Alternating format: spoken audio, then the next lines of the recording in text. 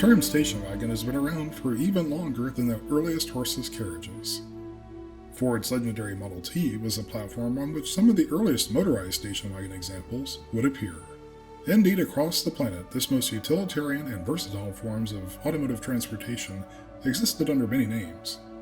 Commonly referred to as station wagon in the US, other regions of the world refer to this body style as estate, and it was also described as combi or universal. Regardless of the label it was given, this two-box automotive body style would prove to be an enduring success. The title of Custom Cruiser would first appear all the way back in 1940, and would go on to be one of Oldsmobile's most popular offerings for decades. Oldsmobile was an early innovator in the quest to combine rocket-age aesthetics into a truly practical people mover. Far from the dystopian early 20th century vision of the future, the 50s was an era of post-war prosperity and optimism, and Oldsmobile was determined to play a key role in this mid-century American Renaissance. As the everyday struggles of war and famine faded, prosperity allowed the average household to contemplate vacationing on the azure shores of far-off island paradises. And the mid-century old station wagon offerings such as the Super Olds 88 Fiesta were the perfect carriages for the entire family to adventure off into a sun-drenched getaway.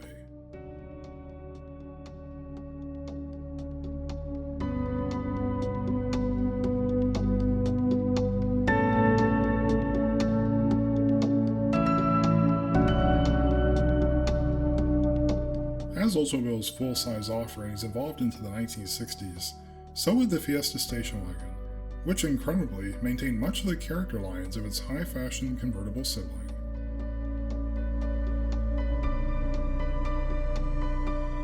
Fast forward to the 1970s, and Oldsmobile station wagon was christened the Vista Cruiser, featuring multiple roof-mounted windows, from which you could literally cruise the Vista.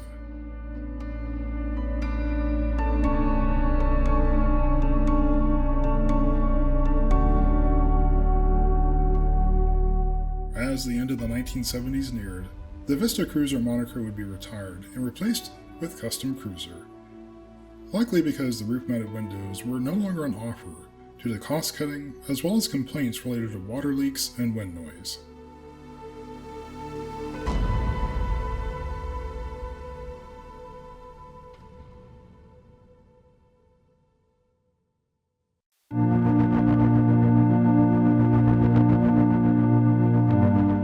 The second-generation Custom Cruiser would arrive for the 1977 model year. Based on GM's heavily downsized B-body platform, it was now most closely related to Oldsmobile's Delta 88 sedan. GM was the first of the big three American automotive companies to drastically downsize its full-size offerings.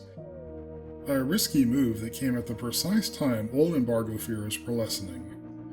As it turned out, intentional or not, for once GM had made an astonishingly good move. As Ford in particular went on about their carryover models offering road-hugging weight as a feature, GM's new downsized models featured much of the interior room and comfort at a considerably reduced cost of operation.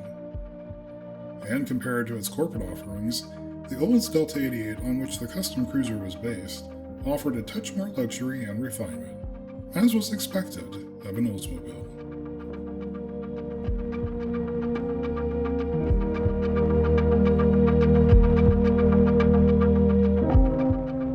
Indeed, as the world was introduced to a new vision of outer space adventure for 1977, the Custom Cruiser was right there, providing acres of inner space to enjoy on the way to the local Cineplex.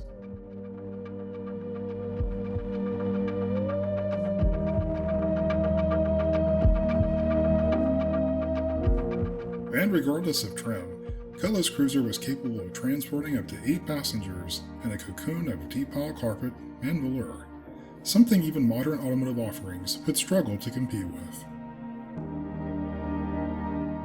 Suspension tuning was based on Oldsmobile's more upscale Regency 88, which competed with models from Cadillac, allowing owners of the Custom Cruiser to experience a ride that truly rivaled the best GM had to offer.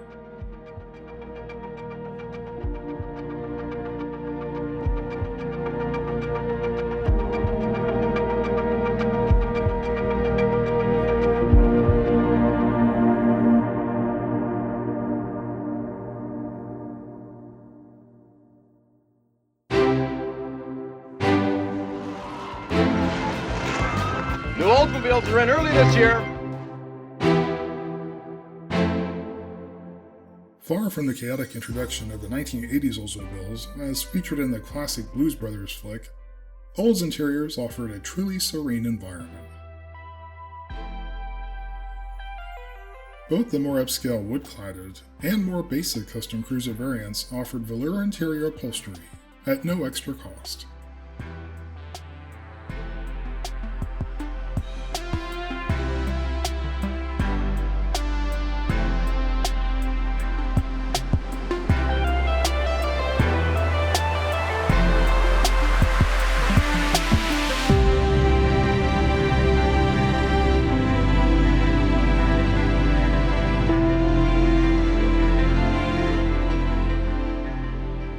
The most fortunate of Custom Cruiser owners opted for the standard 5-liter gasoline engine, which was paired with a faithful and trusty 4-speed automatic.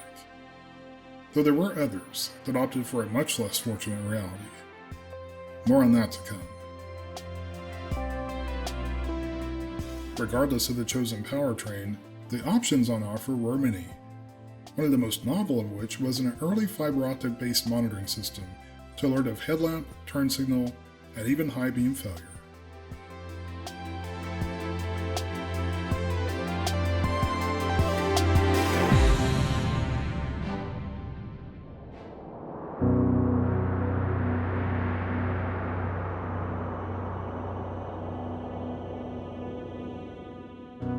The diesel engine may have been introduced all the way back in 1895 by a wonderful bloke named Rudolf Diesel, but GM made this form of internal combustion motivation famous in the worst possible way.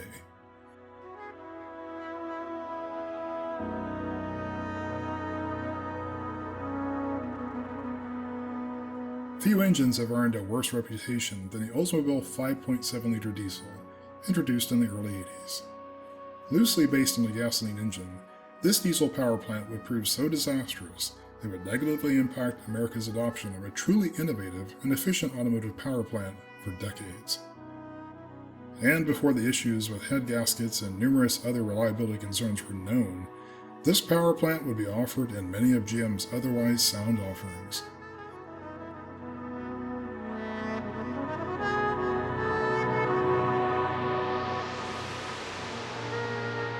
This was another example of GM's best minds battling corporate cost cutters, and in the end, the consumer was the one left to determine just how good or bad their decisions and actions were.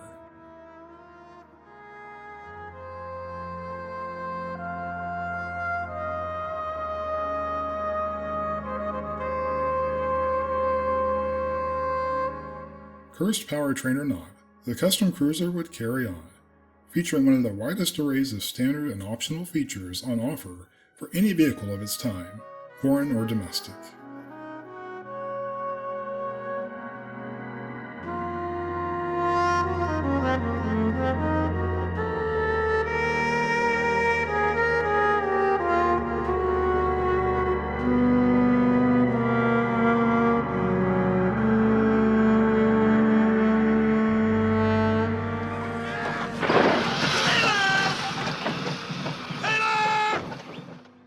still angry, huh? Angry? That car is pissed.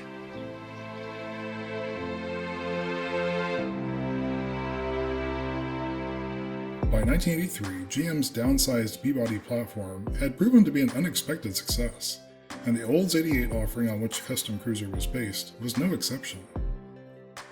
Everyday working families continued to find the Custom Cruiser a welcome conveyance and relief from the stresses of raising ever more angsty teenage offspring, inspired by that newfangled MTV cable TV nonsense.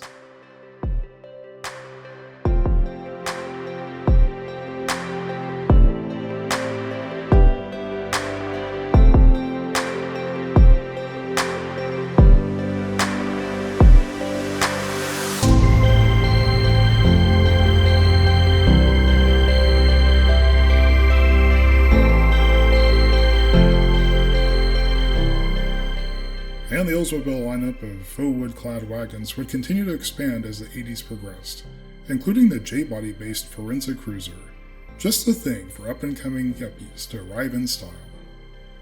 There continued to be a special fill in Custom Cruiser siblings, featured here in 88 Royal Coupe form.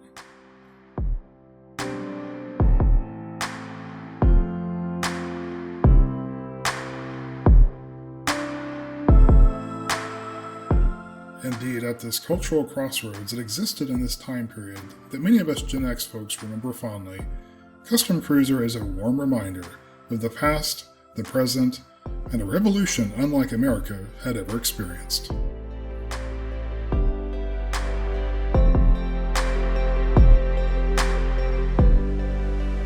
There have indeed existed many automotive legends, but for many of us children of the 70s and 80s, the Custom Cruiser truly is an American hero.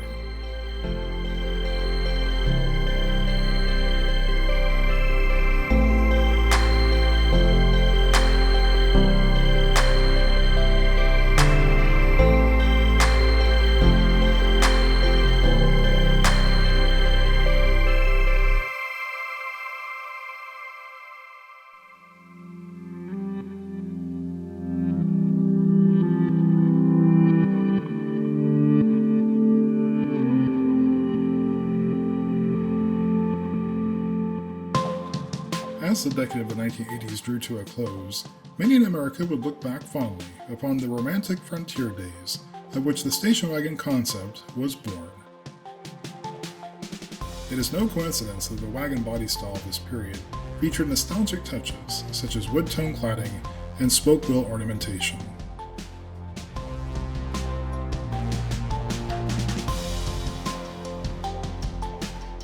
The heritage of the American West was evident in the Custom Cruiser, which was now nearing its second decade.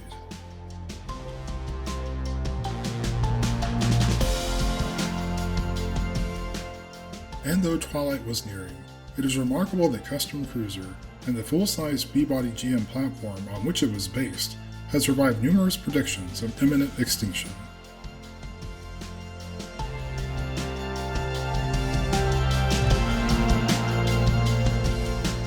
Aging or not, there was no denying the vast amount of comfort and value this most noble of Oldsmobiles had to offer anyone willing to give it a chance.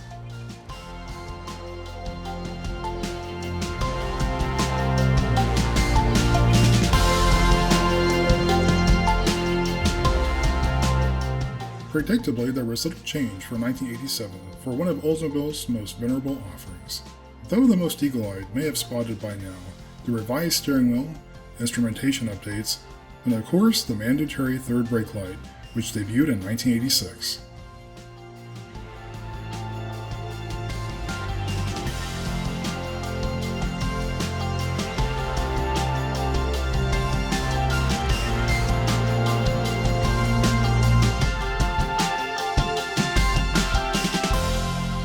In an automotive era that relied on ever-increasing amounts of bling to distract from its mediocrity, the Custom Cruiser would continue to offer value and genuine down-to-earth luxury.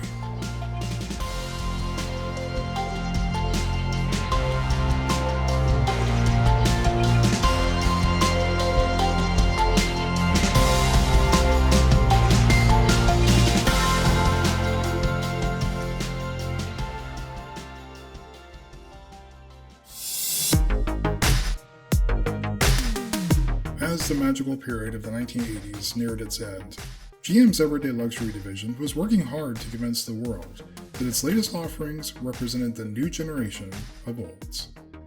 And indeed, Oldsmobile truly was offering advanced technology, even featuring a multifunction instrument display that would not look out of place in one of today's screen-laden automotive offerings.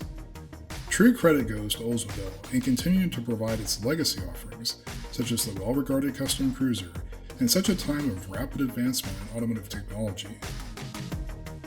The latest Oldsmobiles may not have been intended for your father, but the Custom Cruiser soldiered on, and would quietly provide a new generation of families the space and comfort many modern offerings could not. Nearing the end in its current form, the Custom Cruiser would carry on alongside its sleek new siblings, offering a defiant nod to what was once considered the ultimate in American luxury. But by now it was clear, Oldsmobile was moving on. The ultimate 80s people mover, a minivan, would arrive in Oldsmobile showrooms, and its name was Silhouette. The changes were so dramatic compared to Oldsmobile's traditional offerings that they brought in none other than the daughter of Spock himself to convince Oldsmobile loyalists that Silhouette truly was the people mover of the future.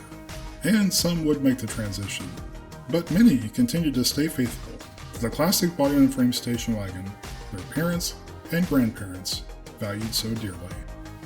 It truly was one of the most interesting transitions from old to new ideas in automotive history, and Oldsmobile did its best to serve its loyal customers, both young and young at heart.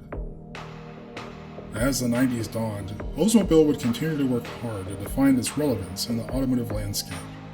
In just a few short years, Oldsmobile was rapidly fading into obscurity. The effort to announce that Oldsmobiles were not designed for fathers had seemingly backfired tremendously.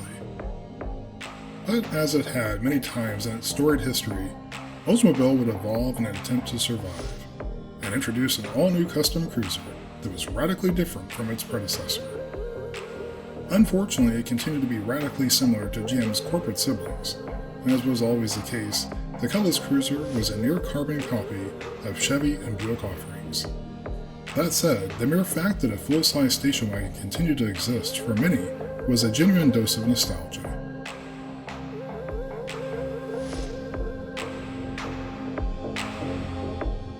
A true glimpse into the demise of the station wagon can be found in the Oldsmobile Bravada. Introduced in 1991, the Chevy S10 Blazer-based offering was the first Oldsmobile SUV, and it would see minor success for the now struggling Oldsmobile. Indeed, despite less than ideal economy and space efficiency compared to its wagon sibling, the new SUV appealed to the same crowd that had made Ford's Explorer such an unexpected success.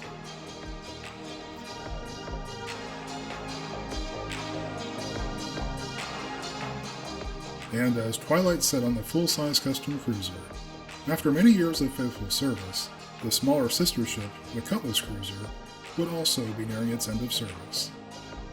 The end of an era of practical and beautifully wood-toned cladded wagons was indeed drawing near. As with so many things we now take for granted, these station wagons of our childhood have mostly disappeared. But every surviving example truly is a time machine, capable of transporting us back to a better place in time. Thanks everyone for watching, and I hope you enjoyed.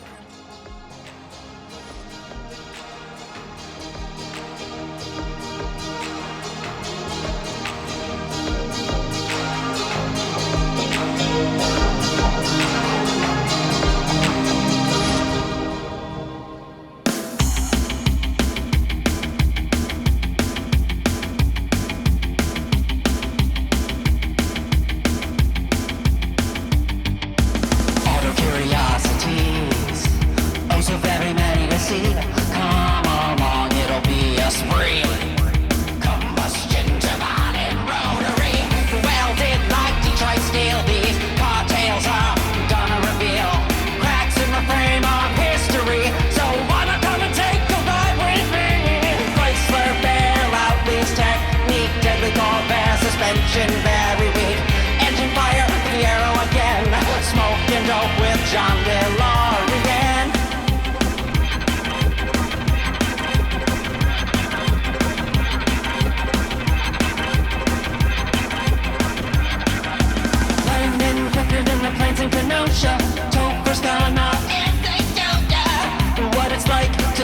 the top.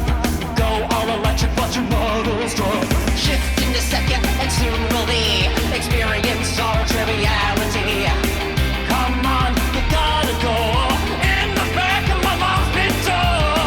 Drive a Jeep, remember the war. Need a couch, what are land yachts for?